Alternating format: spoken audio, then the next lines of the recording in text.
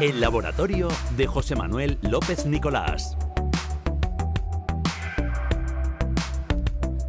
Cómo nos gusta cuando llega los martes este tiempo para abrir el laboratorio de José Manuel López Nicolás, que puntual su cita aquí está con todos los oyentes de la cadena SER. Amigo José Manuel, ¿cómo estás? Buenas tardes. Buenas tardes. Ya saben que José Manuel es científico, es profesor en la Universidad de Murcia, es divulgador y aquí los martes nos hace pasar unos ratos muy agradables. Ruth García con nosotros de nuevo, ¿qué tal? Pues muy bien, pues viviendo la resaca de San Juan, ¿no? Ay, qué bonita es la noche de San Juan. Sí, es chula, la verdad bonita. Que sí, hay de renovar el rollo ahí espiritual, quitar los malos espíritus, los malos rollos. Sí, mola. Sí, es verdad. Y de hecho hoy quieres hablar de dos temas relacionados con el verano que comenzó este fin de semana. Uno es la luz que se observa por las noches en algunas playas de la región, por ejemplo en las de Águilas, y otro muy surrealista está relacionado con la noche de San Juan que se celebró ayer. A ver, ¿qué pasa? Vamos a ver, siempre digo que uno de los objetivos de la divulgación científica es explicar los fenómenos que ocurren a nuestro alrededor. Comencemos por la luz nocturna de las playas aguileñas. La madrugada del 19 de noviembre, el fotógrafo Mario Navarro captó unas espectaculares imágenes en la costa de Águilas. En ellas se apreciaba como las olas, al romper en la orilla, pues adquirían un color azulado, un color muy brillante. El origen de ese fenómeno, que también lo vamos a ver seguro este verano en las costas de Águilas, reside en un proceso luminiscente conocido como bioluminiscencia. A ver, ¿qué es la luminiscencia? La luminiscencia, que explico, es una de las que explico en clase en el grado de biotecnología, es un fenómeno físico en el que un material emite luz al ser sometido a una fuente de energía. Según cuál sea el origen de esa fuente de energía, pues podemos distinguir varios tipos de luminiscencia. El proceso de luminiscente observado en Águila fue provocado por una serie de organismos vivos, por eso recibe el nombre de bioluminiscencia y de los que hablaré posteriormente. Existen otros fenómenos luminiscentes muy importantes, por ejemplo la radioluminiscencia. Algunos materiales emiten luz al ser sometidos a rayos gamma o a rayos X. Uno que es muy curioso y el que si lo vemos tenemos un problema, que es la triboluminiscencia. La triboluminiscencia es la emisión de luz que se produce tras someter un cuerpo a fricción, a una ruptura, a un impacto mecánico. ¿Os acordáis de los caramelos petaceta que hacían el ruido ese tal? Pues bueno, la fricción emitía luz. Si tú ponías ahí una S, lo que pasa es que nosotros lo teníamos en la boca, pero emite luz. Pero claro, la triboluminiscencia también se produce al chocar placas tectónicas. ¿Eso qué significa? Que se ven de momento luces en el cielo. Yo me acuerdo una vez que ocurrió en Perú y la gente decía ovnis, que vienen aquí los extraterrestres, porque se iluminaba todo el cielo de noche. No, y el tema era que chocaron las placas tectónicas, es decir, iba a haber un terremoto. Entonces, en ese momento hay una descarga eléctrica muy fuerte. La descarga eléctrica, la electricidad choca con moléculas que hay en el ambiente y entonces se produce luz, y ¿no? se crea luz. Claro, cuando ves eso, pues mal rollo, porque llega el terremoto llega al poquito, ¿no? Exacto. La catodoluminiscencia, que bombardeamos algunos materiales con electrones de alta energía y entonces se estudia la composición así de esos materiales. La electroluminiscencia, la emisión de luz aparece cuando se somete una muestra a un campo eléctrico, como ocurre en muchas televisiones. Luego está la fluorescencia, que es muy conocida. Normalmente irradiamos con luz ultravioleta que emite una haz a una longitud de onda mayor, que es distinta de la fosforescencia. Fosforescencia es otro tal. Se diferencia de la fluorescencia en el que el material es capaz de emitir luz durante un tiempo, incluso cuando cesa la fuente de irradiación. Ahí visto los juguetes esos que le pones luz, emite, pero si cortas la fuente de iluminación todavía sigue. Pues eso es la fosforescencia. Eso no ocurría en la fluorescencia. Luego hay otro que me encanta, que es la quimioluminiscencia. Vosotros habéis visto, por ejemplo, para que los oyentes se hagan una idea, ¿os acordáis de CSI? Sí. Pues cuando aparece la policía científica con las gafas esas y entonces se iluminan con una luz y se ve sangre en el suelo, pues eso es por una reacción química que produce, que es la del luminol. Ponen un spray, se produce una reacción química y emite luz, y tú con la gafa ultravioleta puedes verlo. Pues eso es la quimioluminiscencia. Todos esos son fenómenos luminiscentes. ¿Y quiénes producen los fenómenos bioluminiscentes en este caso? Los bioluminiscentes, que son los que vamos a ver este verano en Águilas, los producen, pues no es corriente eléctrica, no son reacciones químicas, no son fallas tectónicas, sino lo que son animales vivos. Normalmente luciérnagas, ciertos hongos y sobre todo algunos organismos marinos. Peces abisales, por ejemplo el pez linterna, el pez hacha, diferentes especies de pulpos, de calamares, como el calamar gigante, medusas, crustáceos, las gambas, los camarones, hay bioluminiscentes, estrellas de mar, gusanos marinos y bacterias marinas. Todos esos pueden producir fenómenos bioluminiscentes y dan lugar a luz. Entonces, si hablamos de águilas, lo que nos decías es este fenómeno tan bonito que fue captado por esta cámara fotográfica. ¿Quién provocó esas mareas bioluminiscentes? Pues fijaos que el plancton está formado por microorganismos marinos que tienen capacidad de producir luz. Principalmente dinoflagelados. Dinoflagelados es un tipo de alga cuyo nombre deriva del griego dinos, que es girar, y flagelium, que es látigo. Esos organismos se mueven dando giros e impulsándose gracias a la ayuda de los dos flagelos. Pues bien, la bioluminiscencia se observa cuando esos organismos dinoflagelados, que precisamente se acumulan muchísimo en las playas de Águilas debido allí a la temperatura del agua y a fenómenos atmosféricos del viento que va ahí por esa costa, pues todo eso hace que esos dinoflagelados se acumulen en determinadas playas de Águilas. Entonces, ¿qué es lo que ocurre? Que cuando empieza a moverse el agua, esos dinoflagelados se estresan. Y entonces ese estrés que se produce hace que continuamente empiezan a moverse y el resultado es la aparición de las mareas rojas bioluminiscentes en las que se observa también un resplandor azul, verdoso o brillante destellos luminosos. Dinoflagelados estresados que hay en las costas de Águila. Y alguien dirá, ¿y por qué no hay en otras costas? Pues a veces están en otras costas, pero no se producen esos fenómenos de temperatura y viento tan característicos y por eso no se estresan. Esos son los que producen y van a poder ver este verano seguro ese color de las playas aguileñas. ¿Y cómo se origina esa bioluminiscencia? Luego está, claro, también un objetivo del programa es, vale, explicamos el porqué, quiénes lo producen, pero realmente cuál es el fenómeno científico que lo ocurre. Existen varios procesos que pueden desencadenar este fenómeno. El más estudiado es una oxidación de una molécula llamada luciferina por una enzima que es una proteína que se llama luciferasa. Ambas moléculas se encuentran presentes en algunos organismos bioluminiscentes. En presencia de ATP, que es la moneda energética, por decirlo de alguna forma, y el oxígeno, pues entonces se produce luz. El curioso nombre de la enzima luciferasa procede del latín lux, que es luz, y ferre, llevar, es decir, es la portadora de luz. Y el sufijo asa significa que se trata de una enzima. Pues bien, al oxidarse la molécula luciferina, se produce un compuesto llamado oxiluciferina, que tiene una alta energía. Posteriormente, entonces, cuando tiene una alta energía, se excita y sube a niveles energéticos bastante elevados. ¿Qué es lo que ocurre? Que luego la oxiluciferina se desexcita, se relaja, por decirlo de alguna manera. Y entonces, en ese proceso de relajación es cuando emite fotones, que son los responsables de la luz que nosotros observamos. Esa luz es siempre del mismo color. No, porque según el organismo que las produzca, pues luciérnagas, los peces abisales que hemos dicho, las algas, pues tanto la luciferina como la luciferasa son estructuralmente diferentes, lo que hace que los colores que veamos pues sean rojos, sean verdes, sean azules, según el tipo de bicho que hay. Yo estoy sorprendido, Ruth, porque hoy el laboratorio además también es un ejercicio de dicción, de vocalización. Claro. José Manuel utiliza unos términos, no se le traba la lengua. Luciferasa. Luciferasa, que viene de Lucifer. Oye, pero no todos los organismos marinos no producen bioluminiscencia. ¿Por qué algunos sí? No todos lo tienen esa capacidad de tener la luciferasa y la luciferina, ni el ATP.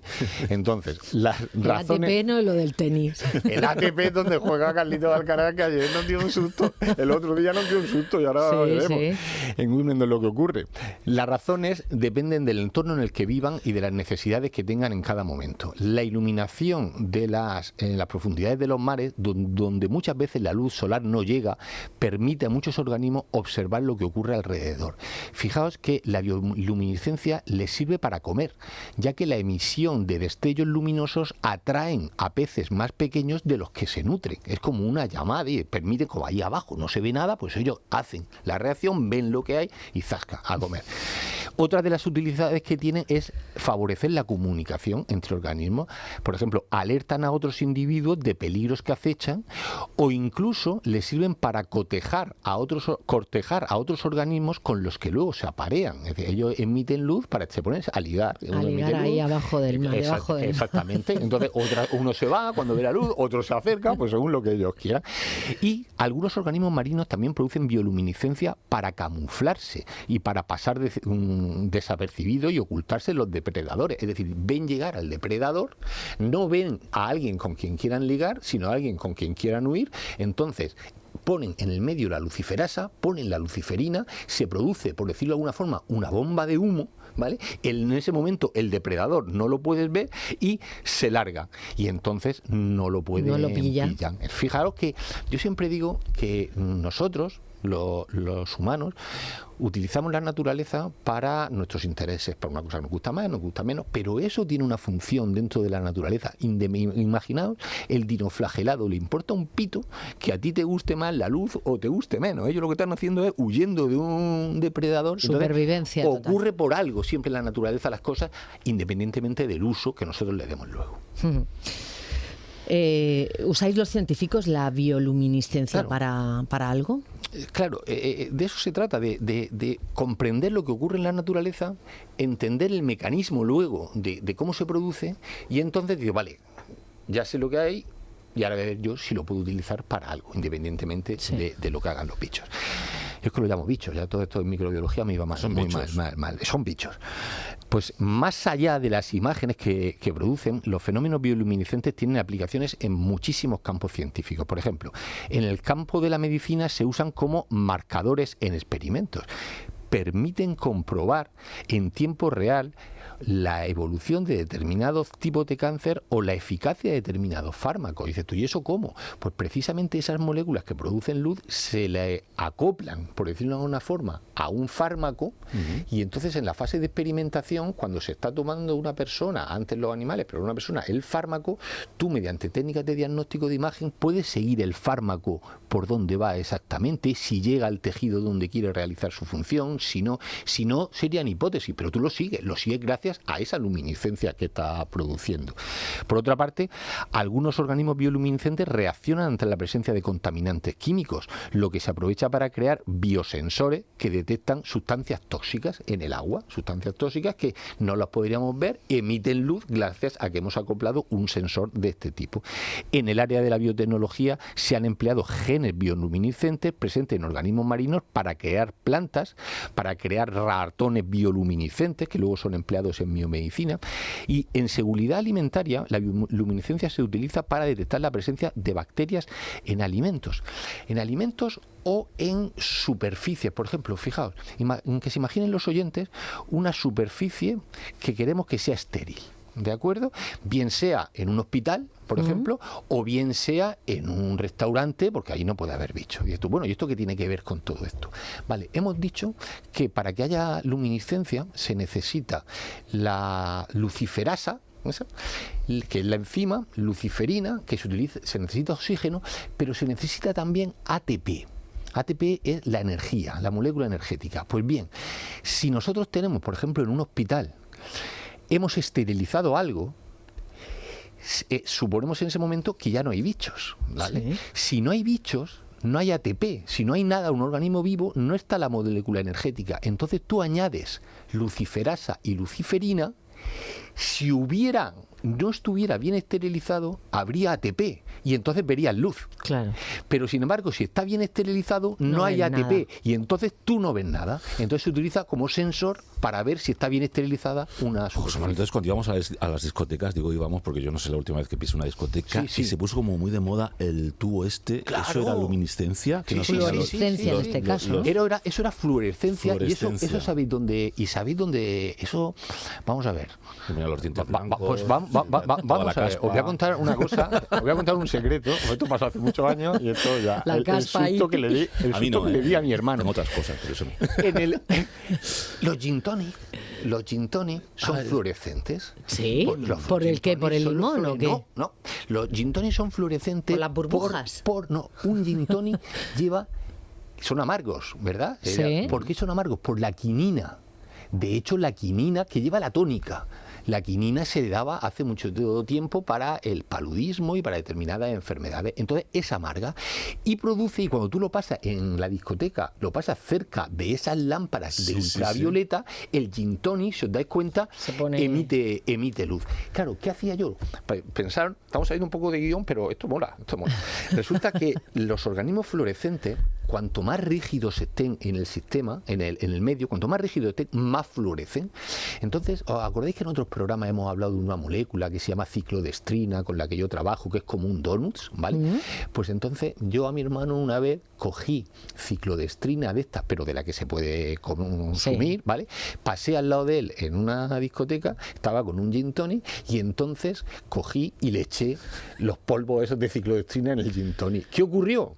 Que el gin tonic, os he dicho fluorescente, pero la ciclodestrina cogió a la quinina y la encapsuló, y entonces hizo que la fluorescencia subiera un montón, y tú estás tomando de la copa y aquello pegó un destellazo, toda la discoteca se creía que ya estaba pasando algo, y todo es fenómeno de fluorescencia aumentado por la encapsulación. O sea, te llevaste el laboratorio a una discoteca. Correcto, sí, y el conejillo de India fue mi hermano. No te dio una colleja. No, estuvo sin hablarme una semana. Claro, dejaste pero fatal. eso ocurre por estas cosas. Ay, bueno, vamos a pasar al segundo tema del día. Ayer, como hemos dicho, fue San Juan. Bueno, hoy es San Juan, anoche, noche de San Juan. Mucha gente celebra esta noche saltando sobre las hogueras. También es común ver a la gente quemando objetos viejos, pidiendo deseos o realizando conjuros de amor. Sin embargo, en los últimos años ha ganado popularidad en diversas partes del mundo una tradición que me resulta, o nos resulta a Ruth y a mí, mientras que preparábamos el guión, bastante preocupante, ¿no? Debido a su riesgo, y es caminar sobre las brasas de la hoguera. ¿Qué necesidad hay? Claro, hay gente que camina y no se quema. Hay gente. ¿Es verdad todo? Que no se quema? ¿No? Sí, hay truco. No, es verdad que no se quema. Eso se llama la caminata del fuego, algo que evidentemente yo no se lo recomiendo a nadie, ¿vale? Porque esto que vamos a contar, para mí me parece de loco, pero la gente lo hace. Vamos a explicar lo que está ocurriendo. Es una tradición que se celebra en diversos lugares del mundo: Macedonia, Argelia, Egipto, India, y en tiempos recientes he visto que en determinados sitios de España pues también lo hacen.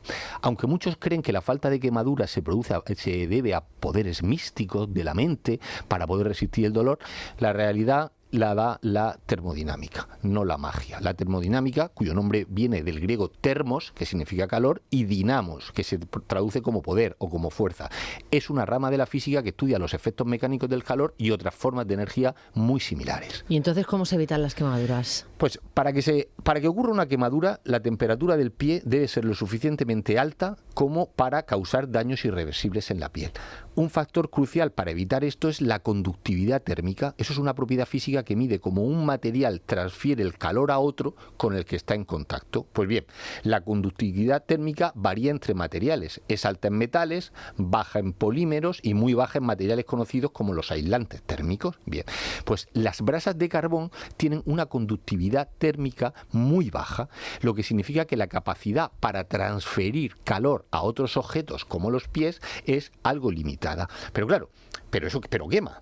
Lo que ocurre es que no solo la conductividad térmica juega un papel importante para evitar las quemaduras, la capacidad calorífica de las brasas también es importante.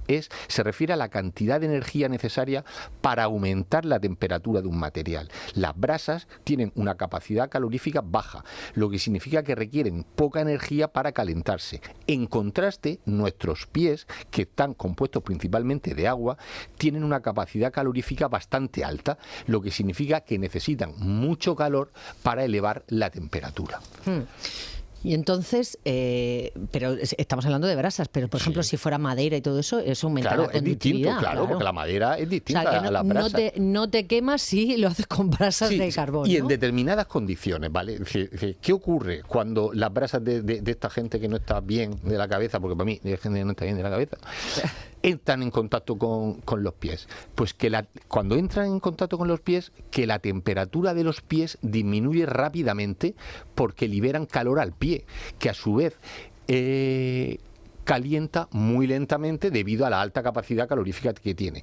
Por tanto, aunque las brasas pueden alcanzar temperaturas superiores a 500 grados centígrados, el tiempo necesario para que causen una quemadura al caminar sobre ellas debe ser considerablemente largo. La duración exacta depende de varios factores. Uno, evidentemente, es la temperatura de las brasas. Cuanto mayor sea la diferencia entre la temperatura de las brasas y el pie, más rápidamente se transfiere el calor, lo que incrementa el riesgo de quemaduras. Otro aspecto es la presencia de callos en los pies. Estos callos actúan como una barrera que disminuye la transferencia de calor. Si eres Tarzán, No, tienes ahí una suela. Sí, tienes una suela que no hay forma. Evitar presionar o hundir los pies en las brasas, eso es esencial, ya que es una mayor área de contacto con las quemaduras. Bueno, pues que no se quiten los callos. Que no se quiten. Que no se quiten los callos, Antes de San Juan, los que no se caminantes. quiten los Puede estar callos. todo el verano, claro. Pues esto, que no se lo quiten. Y ya Puede estar cuando todo el pase verano San Juan, pues nos caminando. quitamos los Yo esto lo he callos. visto, en Soria. En Soria hay un pueblo en Soria donde hacen estas cosas. Pero claro, fijaos que lo que también se ha medido, y esto es importante, dices tú, vale, pero ¿cuánto tiempo puede estar? ¿Cuánto tiempo no? Es decir, ¿cuántos metros puede recorrer? Porque esto no va a ser un paseo allí y tal. Es que me da risa porque en verano se ve cada herradura por ahí en la playa. Pues claro, puede ser. Pero caballero o señora, a Fijaos, ver, ¿cuántos metros sin herradura, Sin ¿Cuántos herradura. metros recorren los caminantes sobre el fuego sin Pues quemarse? esto lo han investigado y lo han publicado en una revista científica, porque también hay científicos para todo, que construyeron un sendero de 18 metros con brasas incandescentes a 600 grados. Aquellos que intentaron recorrer más de 5 metros sufrieron quemaduras superficiales, ya. Y los que se atrevieron a recorrer hasta los 8 metros experimentaron quemaduras muy graves. Lo mejor, sin duda, desde mi punto de vista, es no probarlo, porque el riesgo de quemadura es grave aunque lleves 1 metro. Si esto ocurre, pues ya se sabe lo que hay que hacer. Aplicar agua fría directamente sobre la zona afectada, sumergirla en agua fría hasta que se reduzca el color y evitar, que esto lo hace mucha gente, el aplicar hielo directamente sobre la quemadura, pinchar las ampollas, usar remedios caseros. Aquí la gente utiliza de todo: cebolla, aceite, pasta de dientes, ya que eso pueden empeorar la situación. Pero más de 5 metros, mi recomendación es 0, pero más de 5 metros, desde luego, no lo hagas. Y es verdad que se ha demostrado que las personas que caminan sobre las brasas tienden a sincronizar su frecuencia cardíaca con la de sus familiares y amigos que los observan. Correcto. ¿En serio? Escucha, un estudio de la Universidad de Dinamarca, lo que hicieron fue poner a los caminantes estos a ver quién andaba más y a los familiares a verlo. Pues en aquel experimento se colocaron pulsímetros a una serie de personas que cruzaban las brasas, pero también colocaron pulsímetros a los familiares que los estaban observando y a otras personas que eran como el placebo, que no tenían nada que ver De con relación, ¿no? Claro, no tienen ninguna relación con los caminantes. Resultado, pues que la frecuencia cardíaca de los familiares se sincronizaba con la de quienes caminaban sobre las brasas cuando tenían un parentesco. Eso sí, cuando los observadores no estaban relacionados con los caminantes, Les daba no igual, existía ¿no? ningún cambio en el ritmo cardíaco, les daba exactamente igual. Habéis visto que en el programa de hoy hemos visto que hay gente para todo, que hay bichos para todo, bichos para darnos luz, que luego utilizamos en cosas que son interesantes, y gente que le da la noche de San Juan por caminar por las brasas y medir, a ver cuándo tengo una quemadura grave. Claro. Madre mía. José En fin. Manuel López Nicolás, a seguir disfrutando del día de San Juan. Por supuesto. Ruth, te escuchamos en nada. Muy bien. Venga. Hasta luego. A ustedes Gracias. hasta mañana, ya saben, en radiomurcia.es tienen todos los laboratorios de José Manuel López Nicolás. Cuídense. Adiós. Nobody said